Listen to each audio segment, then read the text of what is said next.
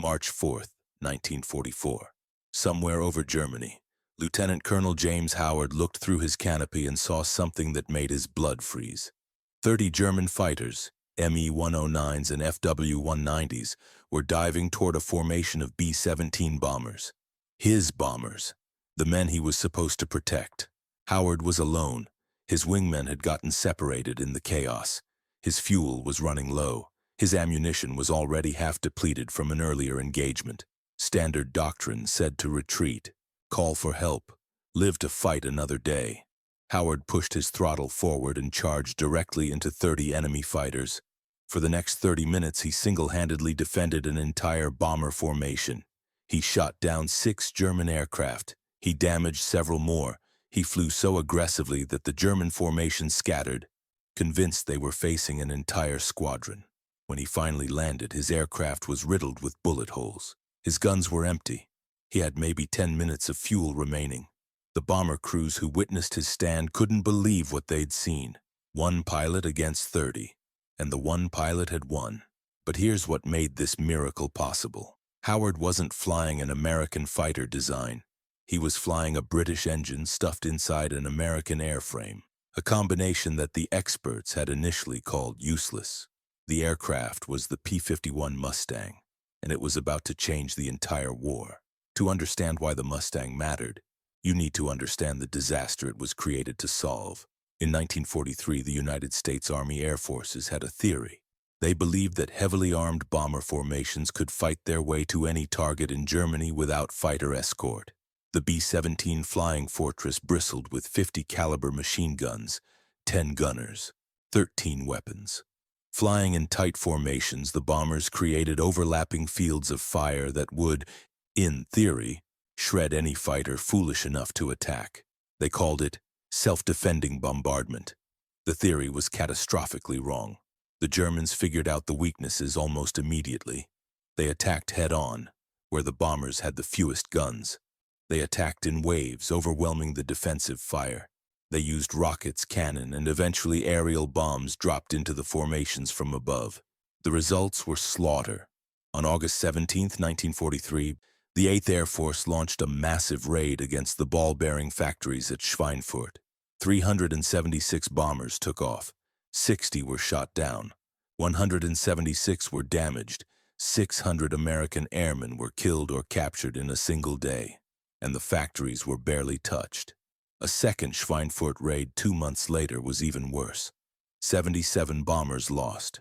The mission was almost called Black Thursday. The 8th Air Force was bleeding to death. The generals finally admitted the obvious. Bombers couldn't survive over Germany without fighter escort. But there was a problem. American fighters didn't have the range. The best American fighters of 1943 were the P-47 Thunderbolt and the P-38 Lightning. Both were excellent aircraft. Both could hold their own against German fighters. Both had saved countless bomber crews in the skies over France and the Low Countries, but neither could reach Germany. The P-47 had a combat radius of about 350 miles with external tanks. The P-38 was slightly better but still limited. The bombers were flying 600, 700, 800 miles to reach targets deep in the German heartland. The fighters could escort them part way. Then they had to turn back. And when they turned back, the slaughter began. The Germans knew exactly where American fighter range ended. They waited. They watched the P-47s peel away. Then they attacked. For the final 200 miles of every deep penetration mission, the bombers were alone.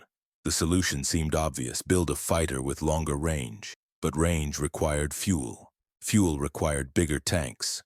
Bigger tanks meant more weight. More weight meant worse performance. Every fighter design was a compromise. You could have range, or you could have performance. You couldn't have both. At least, that's what the experts believed. Then the Mustang arrived, and everything changed. Here's what nobody expected. The answer to America's fighter problem didn't come from American engineers working in American factories. It came from the British. Specifically from a decision to stuff a British engine into an American airframe that had already been written off as a failure. The result would be the best fighter aircraft of the war, and it almost never happened. The P-51 Mustang was born from desperation. In 1940, Britain was fighting alone against Nazi Germany. The Royal Air Force needed fighters, desperately, but British factories were being bombed. Production couldn't keep up with losses. The British Purchasing Commission approached North American Aviation with a simple request: build P-40 Warhawks under license. James Dutch Kindleberger, North American's president, made a counter-proposal. We can design something better, and we can do it in 120 days. The British were skeptical. No one had ever designed a modern fighter that quickly. Kindleberger delivered in 117 days. The result was the NA-73X, the prototype that would become the Mustang. It was sleek, aerodynamically advanced, and beautiful. It featured a revolutionary laminar flow wing that reduced drag to levels no other fighter could match. On paper, it was perfect. In practice, it had a fatal flaw. The Allison V1710 engine that powered the original Mustang was designed for low-altitude operations. At sea level, it performed beautifully. At 15,000 feet, it was acceptable. Above 20,000 feet, where bomber combat actually happened, it was gutless. The Mustang couldn't climb with a 109, it couldn't turn with a 190, it couldn't catch anything that didn't want to be caught. The aircraft that looked like a champion performed like a welterweight trying to fight heavyweights. The U.S. Army Air Forces tested the Mustang and shrugged. Useful for ground attack, not suitable for air superiority. They ordered a few hundred for tactical reconnaissance and low-level strike missions. The Mustang was relegated to the minor leagues. It should have died there. Another promising design that didn't quite work. But one man refused to accept the verdict. Ronald Harker was a test pilot for Rolls-Royce. In April 1942, he flew an early Mustang and recognized something that the American evaluators had missed. The airframe was exceptional, the laminar flow wing, the streamlined fuselage, the efficient cooling system. Everything about the Mustang's body was better than any fighter Harker had ever flown. The problem wasn't the airframe. The problem was the engine. Harker wrote a report that would change aviation history. The Mustang with its present engine is already faster than the Spitfire V. If fitted with a Merlin 61, the aircraft should be outstanding. The Merlin 61 was Rolls-Royce's latest supercharged engine. It was designed specifically for high-altitude performance. It turned the Spitfire from a good fighter into a great one. What would it do for the Mustang? The British decided to find out. In October 1942, a Mustang was fitted with a Merlin engine at Rolls-Royce's factory in Hucknall. The conversion was crude, a rush job that barely fit the engine into the airframe. The test pilot climbed into the modified aircraft expecting modest improvement. He got transformation. The Merlin-powered Mustang was 50 miles per hour faster than the original. It climbed faster. It flew higher.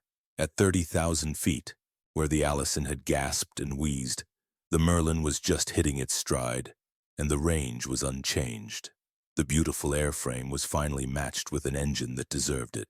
When the test results reached American commanders, they couldn't believe them. "Are you sure these numbers are correct?" "Fly one yourself, sir." They did, and they immediately ordered 1,000. The P-51B, the first mass-produced Merlin Mustang, entered combat in December 1943. The timing couldn't have been better. The 8th Air Force was still reeling from the Schweinfurt disasters. Bomber crews were watching their friends die every mission. Morale was collapsing. Then the Mustangs arrived. The first thing everyone noticed was the range. With external drop tanks, the P-51B could fly over 2,500 miles. That was more than twice the range of the P-47. It was enough to escort bombers to Berlin and back. Berlin, the heart of Nazi Germany, the city that had been untouchable. The Mustang made it reachable. The second thing everyone noticed was the performance. The P-51B could climb with the Me-109G. It could dive with the FW-190. It could turn with both. At high altitude, where bomber combat happened, it was the equal of anything the Luftwaffe had. And it carried 650 caliber machine guns, enough firepower to shred any opponent. The German pilots noticed the change immediately. For 2 years, they had owned the deep German skies. They had attacked bombers with near impunity once the escorts turned back. They had developed tactics based on the certainty that American fighters couldn't follow them home. Now, American fighters were following them home. The Mustangs chased German fighters all the way to their airfields. They caught them on landing approaches when they were slow and vulnerable. They strafed parked aircraft. They made the German homeland feel as dangerous as the front lines. Luftwaffe commander Adolf Galland would later say, "The day I saw Mustangs over Berlin, I knew the jig was up." March 6, 1944. The 8th Air Force launched its first major raid on Berlin itself. Over 700 B-17s and B-24s, the largest formation ever assembled, headed for the German capital. And for the first time, they had escort the entire way. The Mustangs were there when the bombers crossed into Germany. They were there when the Luftwaffe rose to intercept. They were there when the bombs fell on Berlin. And they were there when the bombers turned for home. The Germans threw everything they had at the formation. Over 500 fighters scrambled. The air battle raged across 300 miles of German territory. The result shocked both sides. The 8th Air Force lost 69 bombers. Painful, but sustainable. The Luftwaffe lost over 80 fighters. For the first time, the defenders had lost more than the attackers. And it kept happening. Mission after mission. The kill ratios shifted. The Mustangs weren't just protecting bombers. They were hunting German fighters. They were turning the air war from defense to offense. General Jimmy Doolittle gave a famous order. "Your job is to attack the German fighters wherever you find them.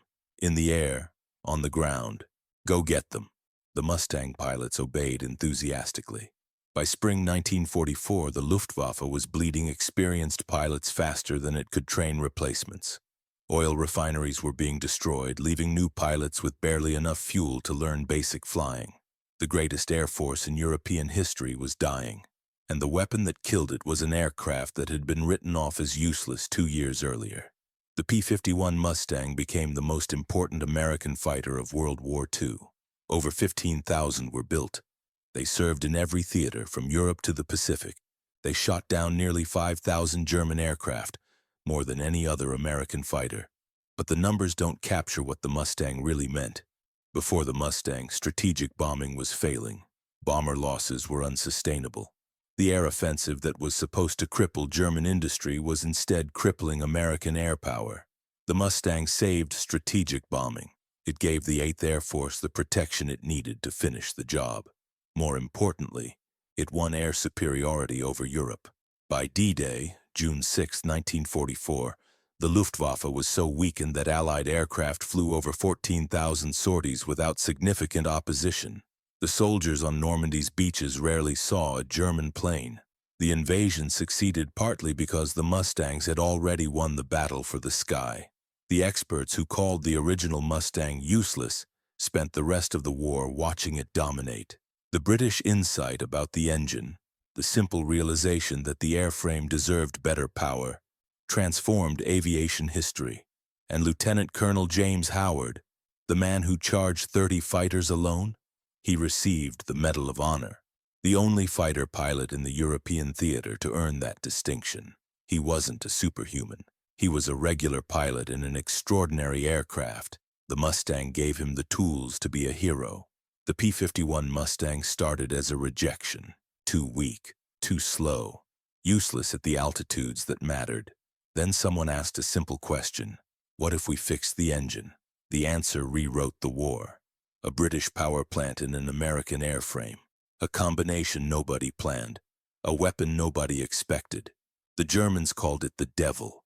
The bomber crews called it salvation. The pilots who flew it called it the sweetest aircraft they'd ever touched. The experts who dismissed the Mustang learned a permanent lesson. Sometimes the right solution isn't a new design. It's looking at what you already have and asking what's wrong with it. The airframe was perfect. The engine was wrong. Fix the engine and you build a legend. Ignore the fix and you write off the best fighter of the war. The Mustang chased the Luftwaffe all the way to Berlin, and it chased them into history. If this story of transformation and the aircraft that saved the air war gripped you, hit that subscribe button right now. This channel uncovers the forgotten stories of World War II. The weapons that almost weren't, the decisions that changed everything, and the warriors who made the difference. Tap the bell so you never miss an upload. And drop a comment below. I want to know. Would you have trusted the original Mustang or recognized its potential? Share this video with someone who loves aviation history. And check out the video on screen right now for another story of underestimated weapons that changed the war. I'll see you in the next one.